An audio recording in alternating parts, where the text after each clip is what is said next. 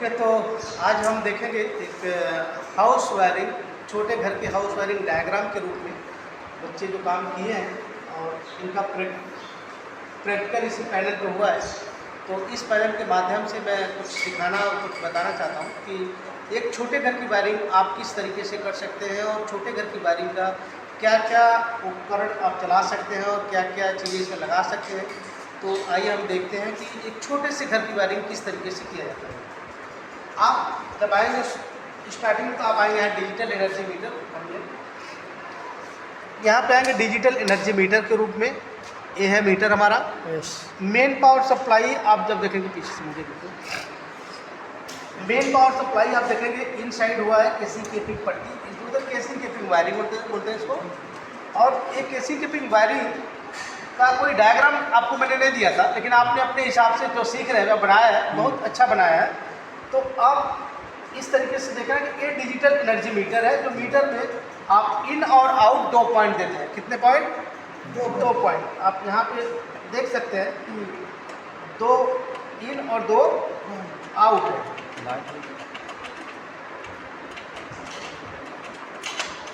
आप यहाँ पे देखेंगे कि 4 टर्मिनल है, 4 टर्मिनल है। ये 2 इन है और 2 आउट है, राइट। एक न्यूट्रल, एक फेस और एक न्यूट्रल, एक फेस। तो इस मीटर में पावर गया और मीटर से वापस आ रहा है और आ रहा है चेंज ओवर में। कहाँ आ रहा है? Change over. 32 एम्पियर का चेंज ओवर है, जिसमें चेंज ओवर इसलिए पहले हमने इंस्टॉल किया कि इंस्टॉल करवाया कि ये इन्वर्टर कनेक्शन या जनरेटर कनेक्शन आप इसमें दे सकते हैं। जनरेटर कनेक्शन मतलब कि जैसे कि आप 20 पोजीशन ऑफ है, 20 पोजीशन क्या है? ऑफ है। यहाँ पे ऑफ है और एक पोजीशन ऑन यहाँ पे है और दूसरा पोजीशन यहाँ पे ऑन है, राइट। तो आप जैसे कि आप नीचे मेन पावर सप्लाई दिए और ऊपर सिरे में आप जनरेटर दे सकते हैं। क्या दे सकते हैं? जनरेटर। अभी तो रिले पे आ रहा है, आपको चालू करने के बंद करने की जरूरत नहीं है, ऑटोमेटिक चालू और ऑटोमेटिक बंद हो रहा है क्योंकि वो रिले पे काम कर रहा है। अब ये मैनुअली है कि आप जब चालू करना है और बंद करना है।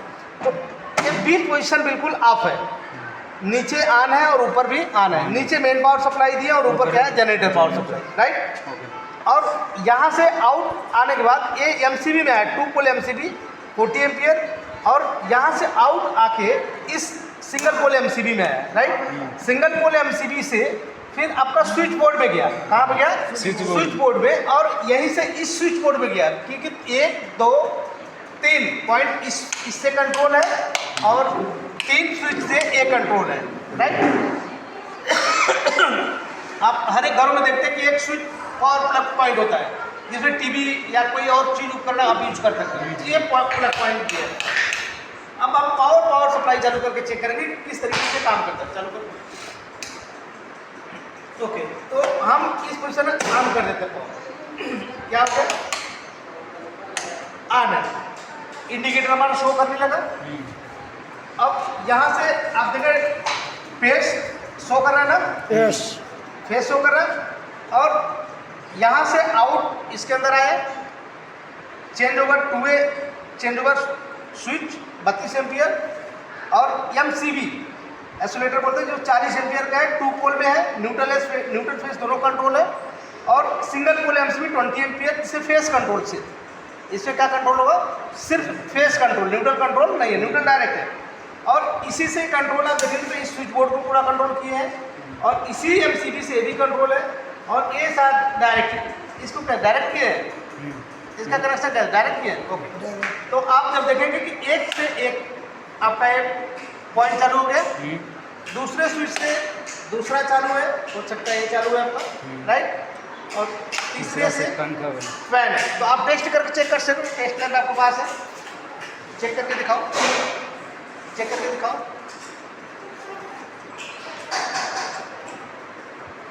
ओके, तो तीसरा पॉइंट इसका स्विच का कंट्रोल ए है, राइट। तीसरा पॉइंट इस स्विच से है, मतलब 2 लाइट 2 स्विच से कंट्रोल और एक सीलिंग फैन। क्या है? Ceiling fan. और इसका आप जब देखते हैं तो एक से एक कंट्रोल है, राइट। और दूसरे से आप जब देखेंगे तो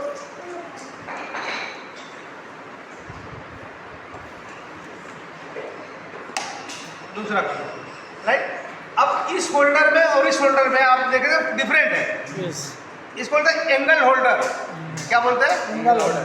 एंगल होल्डर, जो कि सीधे फर्श में लाइट देता है। और है ब्रैकेट होल्डर, ब्रैकेट होल्डर, मतलब ये सीधे एक वाल से दूसरे वाल और सीलिंग में देता है, राइट। और आपको नीचे के एंगल होल्डर लोग लगाते हैं, राइट। तो अब दूसरे इस चीज से आप देखेंगे तो एक कंट्रोल है, एक कंट्रोल है, एक इससे एक कंट्रोल है, राइट। और दूसरे से पंखा ये है, तीसरे से ओके ओके, तीसरे से पंखा। यानी कि 3 स्विच से अलग अलग 3 पॉइंट, एक हॉल टाइप जिसको समझे रूम टाइप का, जिसमें 4 लाइट है और 2 सीलिंग फैन है, राइट। और एक सॉकेट इससे है, इसको चेक करो, जिसमें आप टीवी और कोई भी उपकरण आप यूज कर सकते हैं।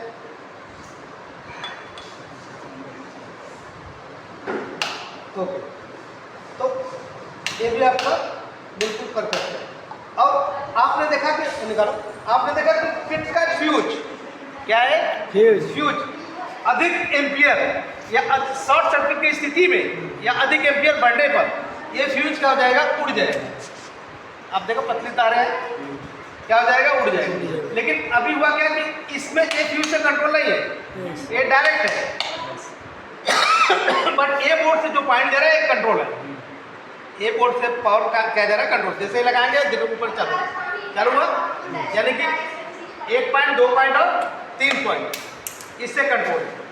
ये फ्यूज, इसको तो किट कैट फ्यूज, ये इसलिए लगाया जाता कि शॉर्ट सर्किट की स्थिति में या अधिक एम्पियर बढ़ने की स्थिति में या अधिक वोल्टेज आने की स्थिति में ये पतली फ्यूजें उड़ जाएंगी। ये क्या हो जाएंगी?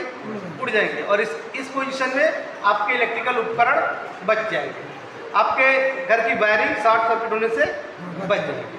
तो ये इस तरीके से फ्यूज लगाते हैं, राइट। तो इसको आप एक तार को लगाओ, तो समझ में आया। अब ये मेन पावर सप्लाई की है, नीचे क्या हो रहा है? मेन पावर सप्लाई, और बीच में क्या हो रहा है? ऑफ। और यहाँ पे जनरेटर पावर सप्लाई।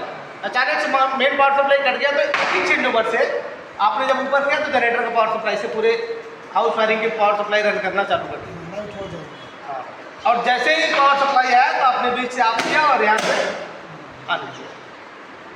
ये चेंज ओवर अभी मैनुअली है, अभी इसका ज़्यादा उपयोग लोग नहीं करें। बट अभी आ रहा है जो रिले पे है, जो रिले पे ऑटोमेटिक लाइट आया तो ऑटोमेटिक कट जाएगा पावर सप्लाई, जनरेटर चालू हो जाएगा, जनरेटर भी ऑटोमेटिक चालू हो जाएगा, जनरेटर भी ऑटोमेटिक बंद हो जाएगा।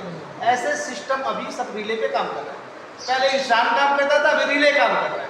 कौन काम कर रहा है? रिले।